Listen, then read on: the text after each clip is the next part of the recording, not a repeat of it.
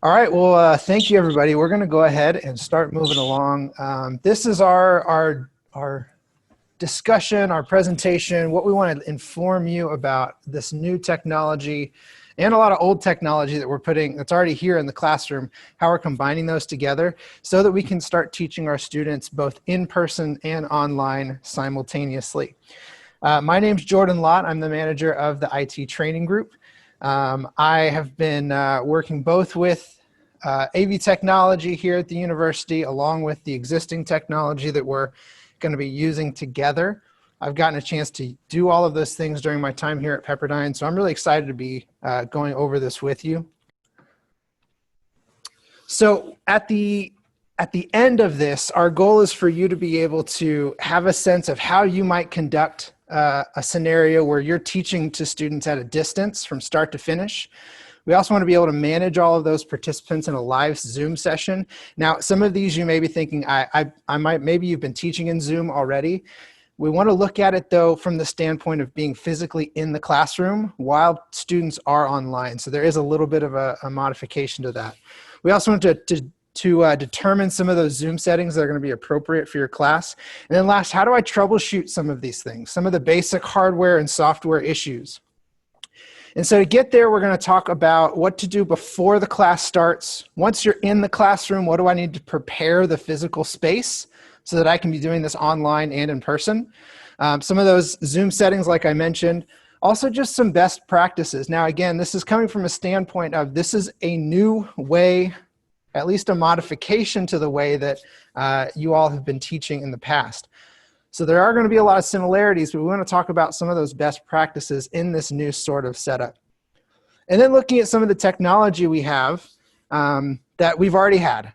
Courses in Zoom is something that we've been using for a long time, but also we've heard about Panopto. So how is that connected to what we're doing? So we're going to try and connect all of these dots during our time together. Hey, Jordan, is the screen share on?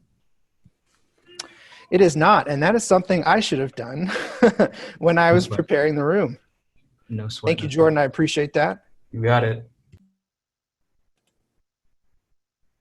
There we go, and you should be seeing my presentation now.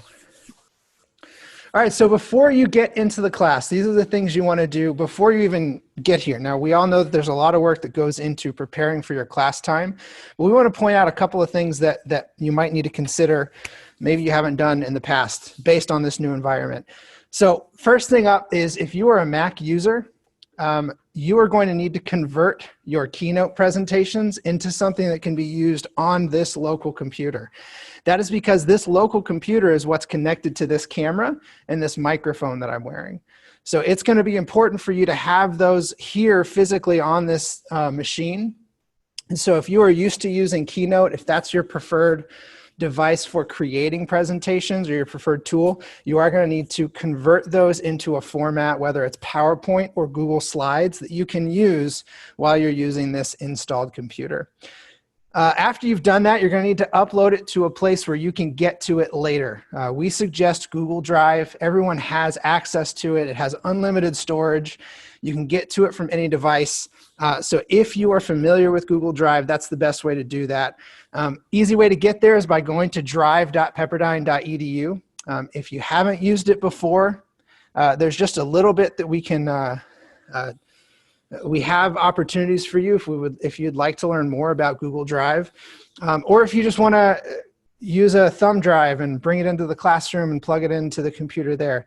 It's your choice on how you want to get your presentation materials into the classroom, but the important part is that you can get it onto this computer for that use.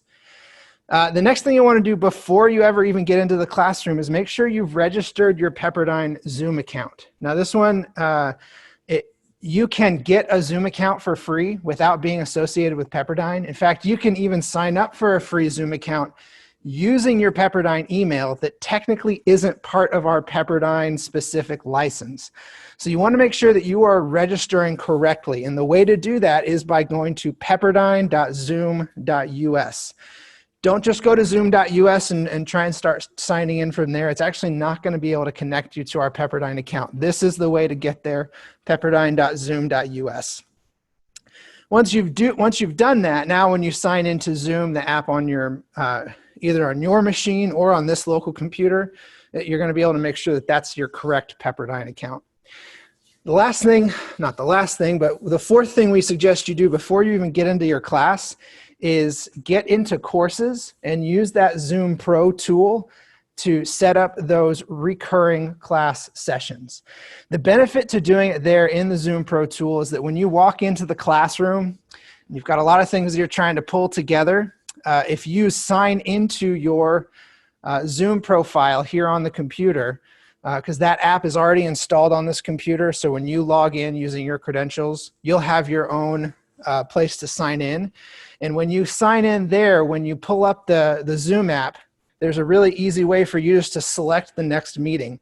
But you have to have done this first, where you set up the Zoom Pro, or you set up your classes using that Zoom Pro tool through courses. So these are the 4 important elements that you take into consideration before you even get into the classroom to make sure that once you're there, you've simplified the process of presenting to your room. All right, so one of the other things that we find important is that in this environment where we've got people in the room and online, we need to be we need to be aware that both spaces, both locations may need additional focus and a moment to stop and say, all right, I'm really familiar with looking around the room and seeing if any hands are raised. But once I get into it, once I really get into my presentation, I have to remember to pull myself back over here and check the people that are online and see if there are any questions in the chat. So that's actually what we're going to do here. We put it directly into our slide deck as a reminder that I need to refocus. I need to come back and see if there's anybody online that needs to interject and ask a question. So with that, is there any questions just about the little bit we've talked about so far? I want you to go ahead and just unmute your mic and speak if you haven't already typed it into the chat. We do have a question written into the chat. Great. Let me pull that up. All right. So question we have is, can we assign a student in class to ask the chat questions out loud? That is a fantastic question. That's actually one that we're going to try and come up with some ideas for a little bit later on. The short answer is yes, but it depends on your class. It depends on your student body. One of the things that we've found is that in this room physically, what we have right now is we've actually designated 2 instructors in this space, part of which was for what Ramela just did, which was, hey, there is a question in the chat, you need to look at it. But now she's totally focused on what might be happening in the chat. Now, obviously, it may just be a quick look down to see if there are any chat questions. But yes, you can assign somebody. Maybe it's on a rotating basis for what student is going to be doing that for the particular class. There's a few other options, and we'll actually talk about some of the other potential ways you could address this same thing in your classes. There's another one? Great. Screen sharing active? I fixed that. Is it a forced choice between online students seeing the professor on camera or seeing the slides? Or are there any of the classes set so that the camera captures the screen in the room? This is another great question, and it's actually one that we will spend a bit more time in the lab section that we have after we get through our slide deck. We know that moving the camera and being able to see different views of the room is something that we have access to. Sarah, if you don't mind, I will address that a little bit later on in terms of how to move the camera. But the short answer is yes, you can change the look of the room. So I'm not stuck in this exact setup. We have the ability to move it. We can zoom in, we can move around and make sure that we can see everybody. And so this is something that I'm going to do throughout my presentation to make sure that I am giving that time to make sure that I am answering the questions in the chat. The other option you could possibly have your students do is just say, don't type it into the chat. I want you to unmute your microphone and speak it out so that everybody can hear you. That is another option of how you could possibly do that. Yeah, it would be cool if the camera would follow the instructor's movement. It really would be cool. That would be great. I wish this camera did that, but it doesn't. So what we're going to have to figure out is based on your room. And we're actually, just so you know, we're in BPC 189. So this is a very long classroom. So some of the shorter classrooms, you may not have to, you can set it at a wider angle and be able to move around, or you might just be more comfortable at the podium where your presentation is. All right, so I'm going to keep moving forward. So now we've talked about what to do before you get into the classroom. And now we're going to talk about once you're in the classroom. How do I prepare the space when I walk into it so that I can be effective in my presentation? So breaking it down very simply, the very first thing, it's the first thing I did when I walked into the room, is I turned on the computer and I logged in. Now these are going to be, if you don't already have a computer in the classroom, there is one being installed there so that it can control all of these different pieces.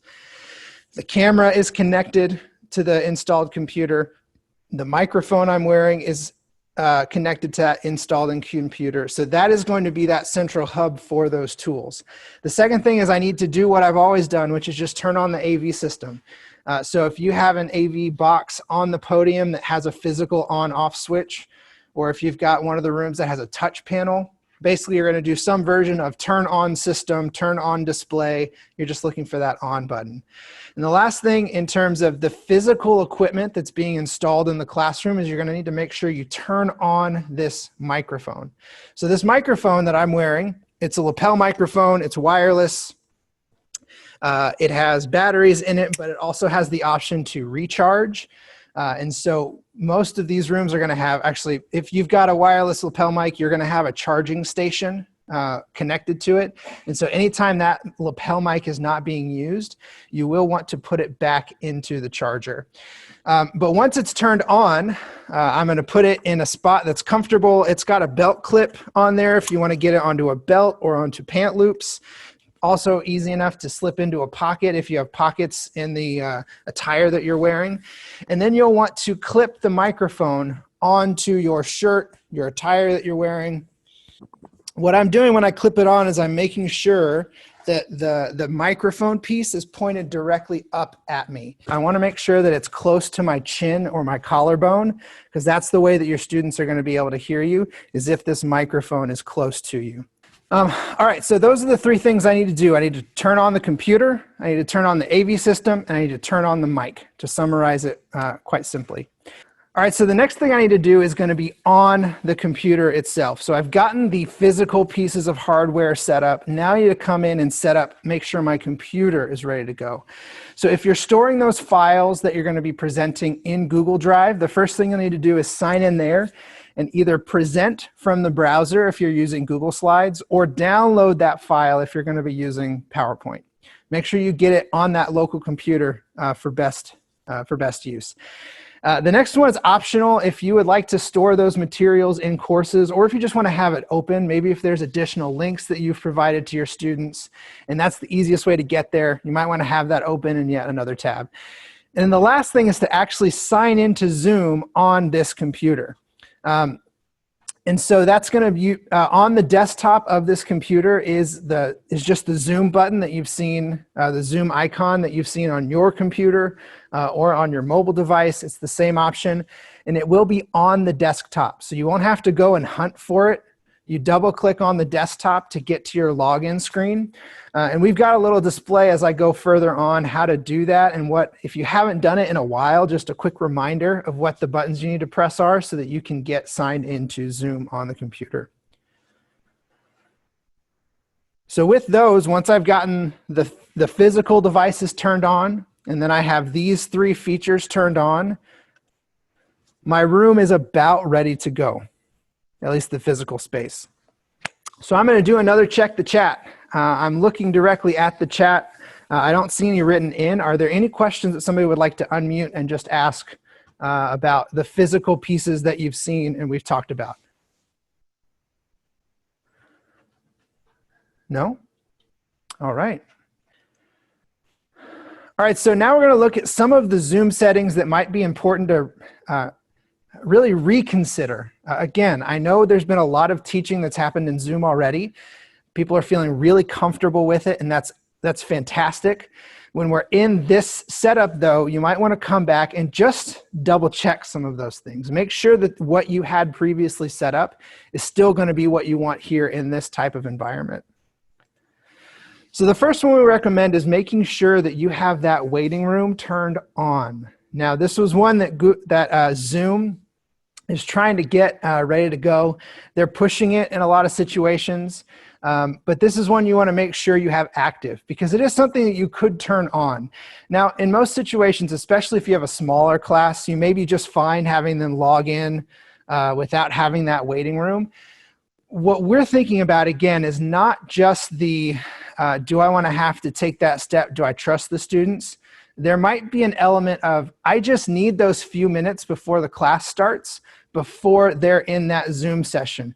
Maybe I'm still getting things set up. Maybe I'm still getting things prepared, but I want to have that waiting room enabled so that when I'm ready, I can be the one that allows those students to come into the classroom. The second thing to consider is whether or not you want that option to play sound when somebody joins or leaves. Now, I will tell you that when somebody hops into the waiting room, there is a little ding in the room. And since your account is connected to this main computer, that sound is going to happen in the room. And so you might be going, I don't know if I want sound to happen anytime somebody joins or leaves. The only thing I'll mention is there might be some value in being able to hear when somebody leaves the class. Now, if somebody's physically sitting here in the classroom, it's easy for me to tell when they stand up and walk away. But if I don't have that sound going, and I have students that might be leaving in the background, if I'm not going and actively checking the participant list the entire time, I may miss that somebody had to hop off. Maybe it was unintentional, maybe they had a bandwidth issue, but it lets me know, hey, something happened. Maybe I should go and check and see if somebody left. And if I need to follow up with them, I can do that. Third thing you'll want to keep in mind is how am I recording this session? Is this something that I want to share with people after the fact? Do I want to make this available to my students so that they can review this material? You can set up your recordings to happen in a few different ways. If you haven't gone in a while, there's a lot of recording settings. There's a lot of things you can pick in terms of not only how you record, when you record, but also what am I actually recording? And so that first option is, when am I recording? Do I want this to automatically start as soon as I open up this meeting? Maybe I don't. Maybe I like to log in 15, 20 minutes beforehand. And I don't want that recording to start automatically. But if I also remember that, I forgot to click record those few times, maybe I want that to happen. Make sure you're considering what your options are in terms of when it starts recording. The second thing is where you are recording to. So you have an option to record to the cloud or to your local computer. I don't suggest that you record to your local computer because it's this computer physically here in the room. You are going to want to record to the cloud, and that's going to allow you the ability. I think I was walking off screen. I apologize, everybody. If you're recording to the cloud, now you have the option to share it with your students. And in fact, if you're using the Zoom Pro tool, when it's recording to the cloud, that allows your students to access it there directly through courses. So there's a lot of benefits there if that's how you have that set up for your classes. The other option that you'll want to keep in mind, and these are ones that you can do actively, both in the session and do some of this beforehand, is the option to mute the participants. And so I'm going to click over to this image real quick just so that you can see both how can I mute participants, but also how do I stop participant video? How do I remove a participant if I need to? These are settings you need to know where to get to them in the middle of your session. And so this first thing we talked about was the waiting room. So the waiting room allows me to say whether or not I want to admit people into that session. I also have the option in this other window about whether or not I want to put somebody back into the waiting room. I can see if this is where I want to remove them. When I hover over their name, it'll also give me the option to mute that person.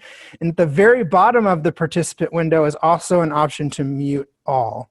And so this is something these are all options that you'll want to keep in mind as you're in the middle of your session to make sure that you are managing those students in a way that's helpful. Now, again, I recognize that you've been using Zoom already. Like, I know how to, maybe you've even used all of those settings. But again, you're wanting to just reconsider them for a few minutes in this different space where there's people physically in front of you and online. It's a lot to think about. So if you can have some of these things kind of laid out in advance, you know what your preferences are, you know what things are set to, that's one less thing you have to juggle while you're doing this live session.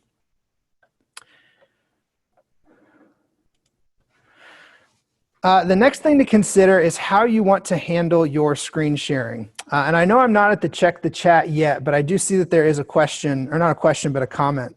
I've seen the mats that the teacher stands on, and when they step off, the video goes right to the slides view. Wow, that would be awesome. Yeah, that would, I'd have to see how that's connected and how it is associated with which presentation software. Again, part of what we're going for is trying to give, I mean, within the parameters of the room, what flexibility do we have in terms of, does somebody want to use Google Slides or PowerPoint? Those are probably going to be good options. I know there's some people that really prefer Prezi, or maybe they just want a PDF that they want to present off of. Yeah, there's some additional room for growth here in the different options that we have. So that's something, Jordan, Sia, maybe that's something that you can mention moving forward. That's an interesting way that we could possibly even build on this in the future. Yeah, we'll have to chat with the team and see what we can find out. Awesome. Thank you, Sarah, for that. All right, so if I am going to be screen sharing, there's some additional things I need to consider. The way that these sessions are typically, the default for your account is that the host is the only one that can share their screen. That's something that I can actually change in the middle of the session, or I can make that change even in my Zoom settings, so that by default, that is not set to only the host.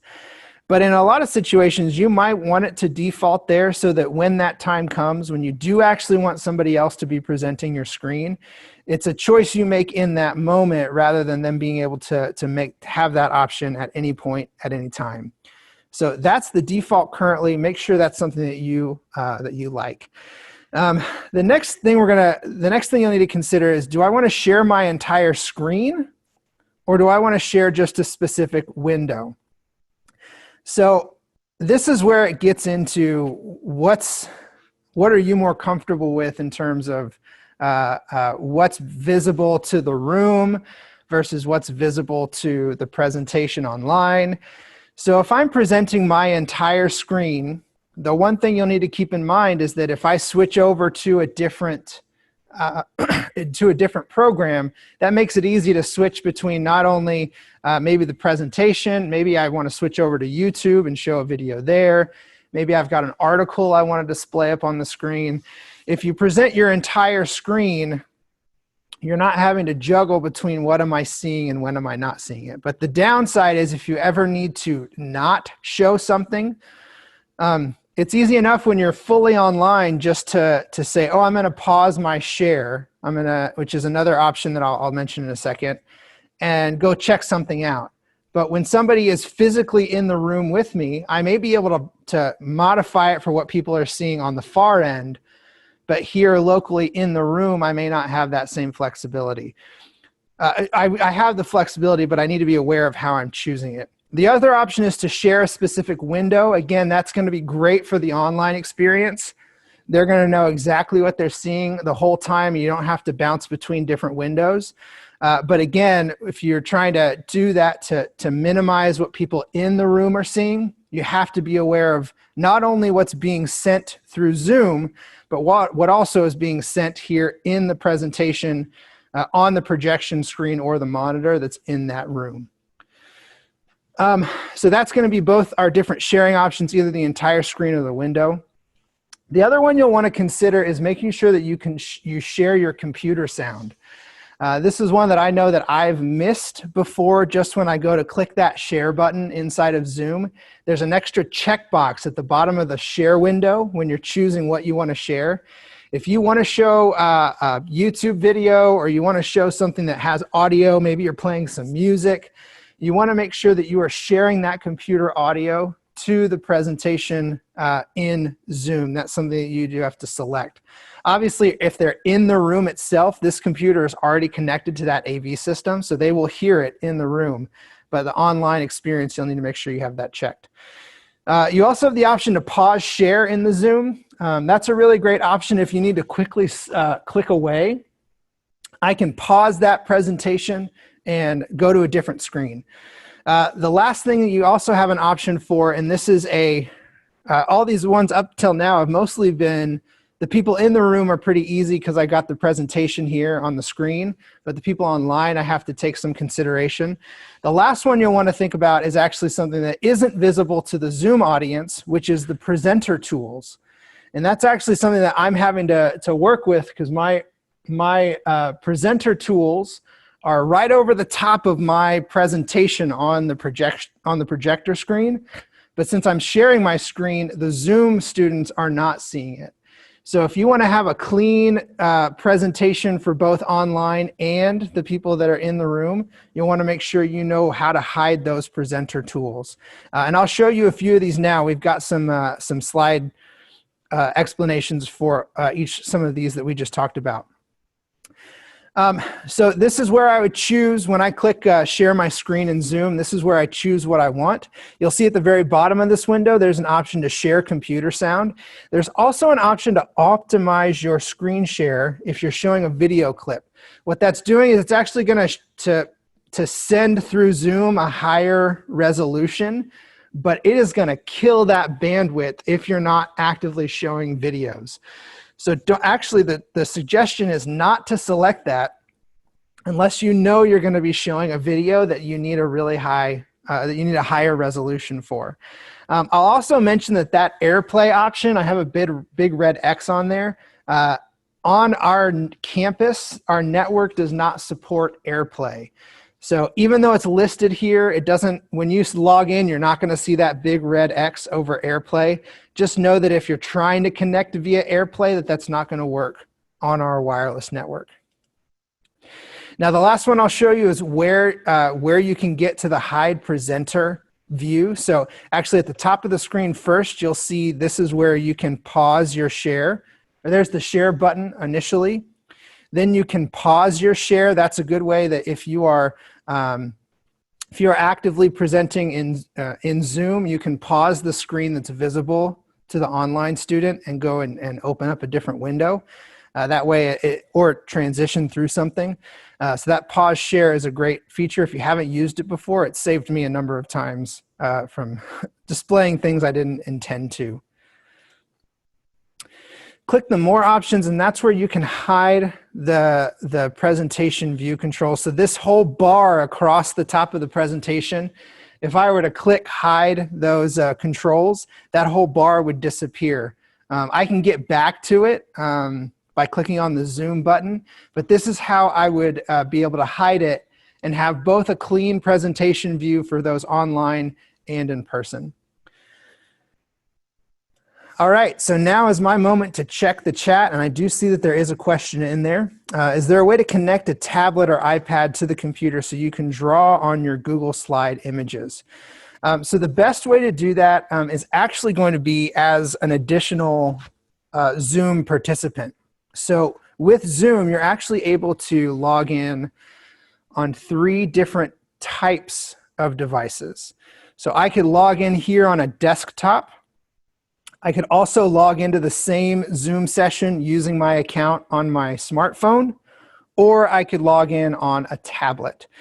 So you have those 3 options. Now, if I tried to log in on my computer here in the room and then also pop open my laptop and try and log in on my laptop, that's actually considered the same type of device. So all that to say, your iPad should be fine, but it will be logging in as a participant. I have a question in the room. Yeah, so Ramela was reminding me that there's a whiteboard feature in Zoom as well. So it depends on, I see that you're specifically asking, Donna, you're specifically asking about your Google Slide images. If you want just a free space to draw, there is also a whiteboard feature inside of Zoom. Which do I have it set up for now? Oh, did it have it highlighted there?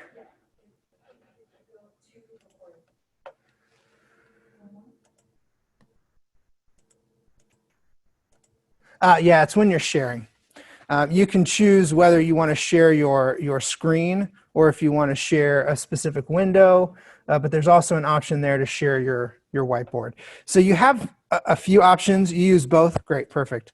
But you like drawing on the Google Slide images. Yeah, so there are some ways to do that. You're using it when you do your online courses from your office. So that should be a similar experience. It depends on how you're connecting. Are you directly connecting your iPad to your computer in your office? So are you connecting as like an extra account and presenting from there? Yeah, it's easier. Yeah, I connect I connect to the Zoom account and it says iPad, and I just don't hit audio. I cancel with audio, but yeah. I'm just wondering if the same way I use it in my office, can I use it with that computer there? Yes, absolutely. So again, the only difference would be you're logging in to your Zoom account on the computer, and then you're logging in on the iPad. That is acceptable, and that will work just the same way in your office as it would here. Okay, thank you. Yeah. Any other questions? I had a question. This is Brad. Hey, Brad. This is just a formatting thing. So on a Mac, the control bar like floats into view or out of view if you just put your cursor at the top of the screen. So it's a different situation on these in the classroom PCs where you have to literally hide the control bar or for Zoom? Yeah. Yeah, it depends on which window you have open, but my experience so far has been that it is open until you hide it.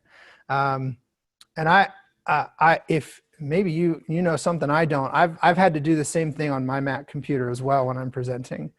But I think it depends on which is your main screen. If you're doing an extended desktop, that also might be something. But my experience has been that once I hide it, I can still get to it. So that might be a way that you can do that. And I apologize, since I'm in the room, I'm not going to be able to show you that exactly. But yeah, so there's a little pop-up on my screen that says I have to hit escape if I want to see those controls again. And so as soon as I hit escape on this computer in the room, so I hid those controls first, and when I'm ready to see them again, I hit escape. Yeah, Ramela, question?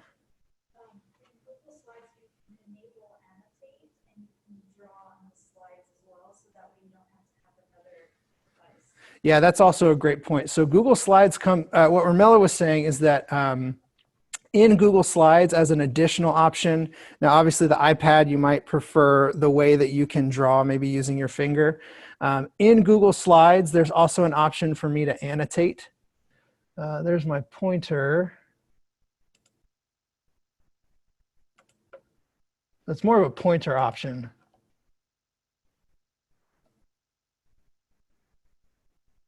But I know there are some additional flexible ways that you can kind of highlight what's being shown on the presentation slides. Any other questions about, maybe you've got some thoughts about or questions about using Zoom, not only the way that you've used it directly with everybody online, but also people in person. When you can, another question or comment, when you hide the controls, does it hide the controls on both the screen and the computer? Yes, it does. So the point is to give your local, they give you this control so that when I am projecting in the room, I don't want those controls to be there. So it does hide fully because it assumes you're doing that because you have a presentation screen that needs to not have it visible. So it does hide it both on the presentation to Zoom and on the projection screen here in the room. And then it's done again. And then to get them back, you just hit escape and then they'll pop up again. I mean, That's correct. Controls back when you need it. That's correct. Yeah. And so if you're, when I clicked on hide those controls, it did give me a little pop-up physically on this projection screen that said I can hit escape. It was an overlay for Zoom. When I hit escape, it'll bring those controls back. This is definitely one of those things that is going to come with some familiarity and trying it out.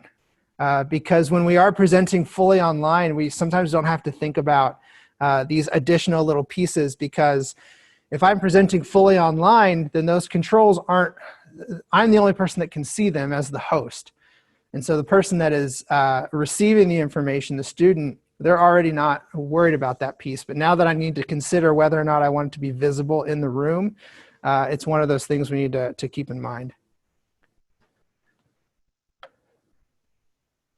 All right, I'm going to keep moving forward and talk about some best practices.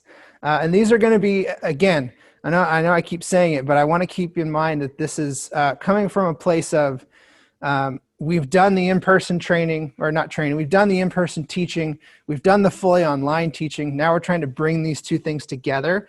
And so there's some things that we've tried to identify that we think will be helpful as we consider this new environment.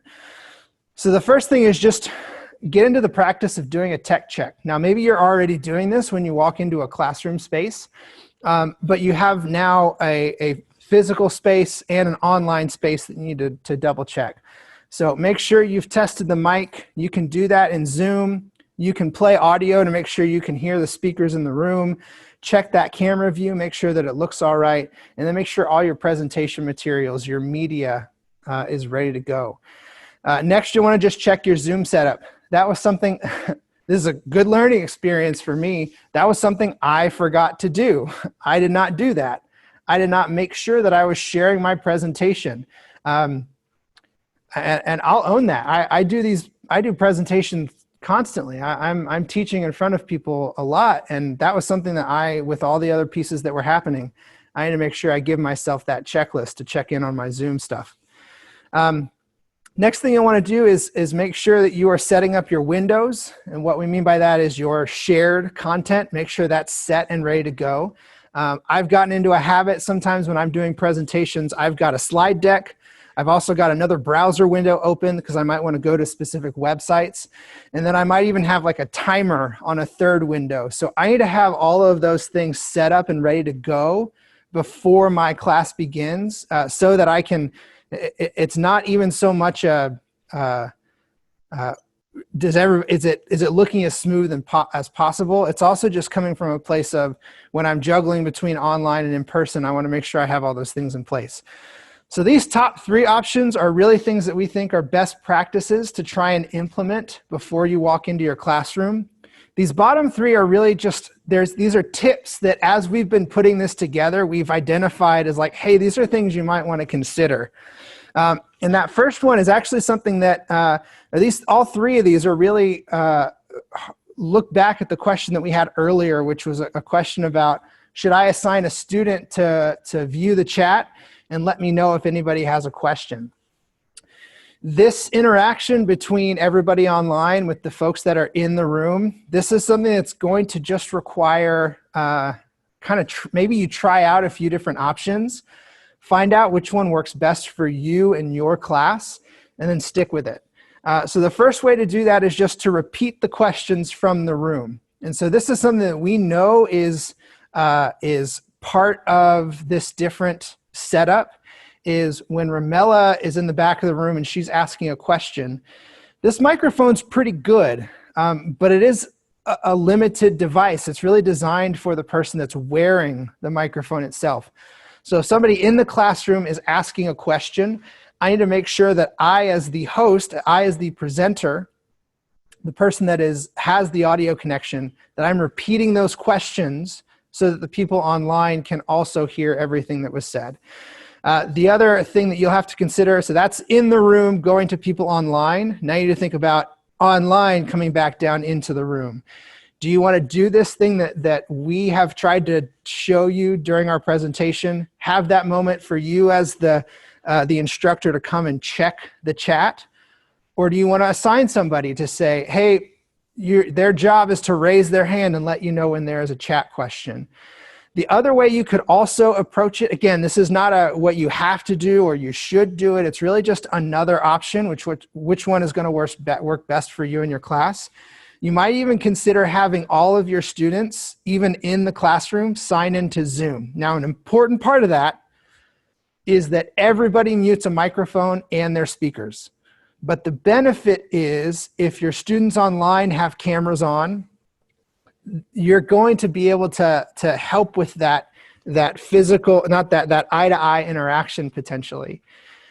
So there is that possibility that instead of the people online just kind of being these talking voices that come over the speakers, if you have all of your students logged into Zoom, now the online experience is happening to everybody, and they're able to see what everybody else is seeing. So again, these bottom three are just kind of tips. They're not things you have to do, but they're things we think might be helpful to think through before your first class session. All right, so to walk the walk, to do exactly what we were talking about, I'm going to check one more time. Is there anybody online that has a question? I don't see any new text questions, but again, feel free to unmute your microphone and speak up. Hey, this is Brad. How do you prevent, I see in your chat window that the only options are everyone or the two of you. How do you prevent students being able to use the chat to private message one another during class? Because I mean, that could become distracting. You can always tell when there are side conversations going on. Absolutely. Let me see. I'm going to, so there is a Zoom setting that allows you to choose how people can use the chat. I'd have to double check exactly what my clickable options are. Can't you just click on that little, like if you look where it says everyone down at the bottom of the chat window, if you click on those three little dots right there, isn't that where you can control it? So Jordan, I can help out with this one if whenever you're ready. Okay. Yeah. So go ahead, Jordan. Oh, sorry. Okay. So Brad, to answer your question, and Jordan may be able to show this later, you actually have to go to the web portal settings online where you can access all of your settings. There's one that says private chat. You can toggle it on or off. And the description for this is allow meeting participants to send a private one-on-one message to one another or another participant. You can turn that off so that students can't chat with each other. They can only chat with, I believe, the host. Yeah, so Brad, I did just find there is also an option to do that in the live session as well. But again, part of why it's important to do what Jordan Sia just indicated was now if you do that before you schedule all of your class sessions, that's going to be your default for that class. If you don't have that set up before you schedule all of those classes are going to read your default of when they were created, and that's how they're going to be set up. So if you do want to limit this, I would suggest doing that in your Zoom settings like Jordan just mentioned.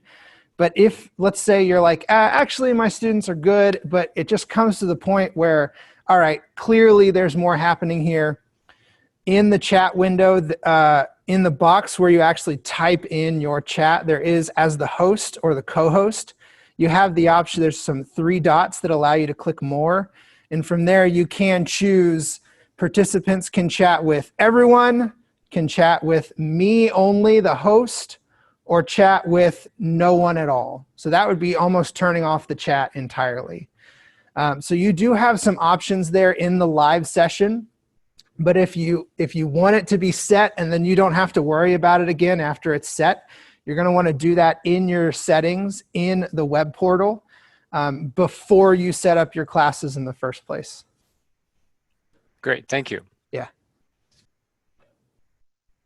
All right, let's keep moving forward. So in this situation now, we've completed our class time. It's now time for us to wrap up. Everyone's signing off of the Zoom session. So now what do I need to do to now wrap up everything? First up, just make sure you end your Zoom session. I know I've seen that just kind of roll on before, especially if I have somebody, if I'm in a physical space as well, somebody will come up and talk to me and I forget that Zoom session is running in the background. Go ahead and end that Zoom session first thing. After that, you'll want to turn off and return the microphone. So again, there's an on-off switch directly on the microphone pack, and I'm going to switch that off. And then when I take it off, I'm going to find that charging station. This is going to happen at some point where somebody forgets and they run back. That's just going to have to be something that we try and remember as a standard step of when I'm turning off the Zoom session, I'm turning off my mic. I'm physically taking this mic off at the same time. Make sure you get it back into that docking station that's going to charge it so that the next person using it has enough charge. Now, we have found that these microphones do last for a long time. The battery is actually pretty impressive. That doesn't mean that it's going to sit overnight and that first class in the morning is going to be able to get through their whole day before it's charged again. So make sure that becomes a standard. It's got to be as much a practice of turning off the computer, which is that next step, as is the microphone. So you want to make sure all these physical pieces are turned off. But it's not just the microphone. Also remember, just in the physical space, turn off that the AV system as well. Now, you may be wondering about Panopto. I know there's been questions that have come up about Panopto. Yes, the university has a license for Panopto, but for right now, for these live sessions, we actually don't need Panopto for this live class. If I'm using Zoom, if I'm hitting record, I have that lecture capture option because we have these new cameras, because we have these microphones. So that is going to simplify our process. What Panopto is going to be good for is if I want to create something more polished or specialized as a lecturette or some sort of creative video. That's where Panopto excels. But we're in this environment that we're talking about with this new equipment that's being installed, we're actually, let's keep it simple. Let's take that out of the equation and not have to worry about it. It is available to you if you want to learn more. But again, we're trying to keep this set up. We're trying to reduce the number of things we're having to worry about. So don't worry about Panopto for now. All right, so now what can you do before your class starts? We've talked about a lot of issues or a lot of items to keep in mind, but these are some concrete things you can go and do. First up, convert your presentation materials if they're not in a format that works on this built-in computer. Second, get that into Google Drive so you can get to it from anywhere, from any computer. The third thing is actually come in and try this out. Don't wait. We are quickly installing more and more classrooms. You can talk to if you're all in Seaver, you can talk to your local TL to find out when that classroom locally is going to be set up and ready, and then come in and actually try this out. Run a full session. Go in and check your Zoom meeting settings. Make sure those are exactly what you want before you set up all of your class sessions. Come in and actually test this out with the Zoom recordings. This is something that I've actually had to do a couple of times. I was toying with my recording settings, and so I forgot to set something back, and so I only got the view. I did a recording for a session where I only got the gallery. I didn't get my shared screen, and I didn't get the presenter screen. So that was something that I needed to go back in and check my recording settings. So in this environment, make sure you are checking those settings beforehand. And then the last thing is once you've done all of that, then go into courses and set up all your class meetings. And so with that, we've got one more check the chat, which is going to lead directly into our final do you have any additional questions? I'm going to stop. I'm going to see if there's any questions first before I tell you more about what you can do when the class is actively in session. But yeah, any questions that might be remaining that you have. And as a reminder, I'll show you the camera options here in just a minute and how you can move them around. Yeah, I got a question. What are the cleaning protocols for the mic? That is a good question for the division or the school. I think they're still figuring out those specific items. Yeah, short answer is once it's installed, we as an IT department don't have that cleaning protocol. But I know that's along with all of the protocols for like here in the Plaza classrooms, there's like little black dots on the floor. They've removed a whole bunch of the chairs. I'm not sure. I believe that was probably worked out through the different teams are on campus, but that wasn't something we physically did. I think protocols, the cleaning protocols are going to fall into that same category. Should faculty be carrying spare batteries in case the mic is dead when they show up? I hope they shouldn't need to. If so, what kind? They're just AA batteries. It doesn't hurt to have AA batteries available. But again, what we're really trying to reinforce and what we're going to be offering, we're going to be offering these sessions once we get the go ahead that we can be offering these in full. We're going to be having session after session after session for more than a few weeks. So there's going to be a lot of opportunities for people to come in so that we can show them that part, which is take this off, set it in there. It has to be in that same process of turning off the computer and turning off the AV system. But once it's in that docking station, it does charge quickly. What about when a student loses connection online, so we need to readmit them into the class? That's a great question. So if somebody is logged off due to their internet connection, when they do try and log back in, if you have that waiting room set up, you'll get an audible notification that somebody is in the waiting room, and you as the host can then let them back in. So it's not automatic.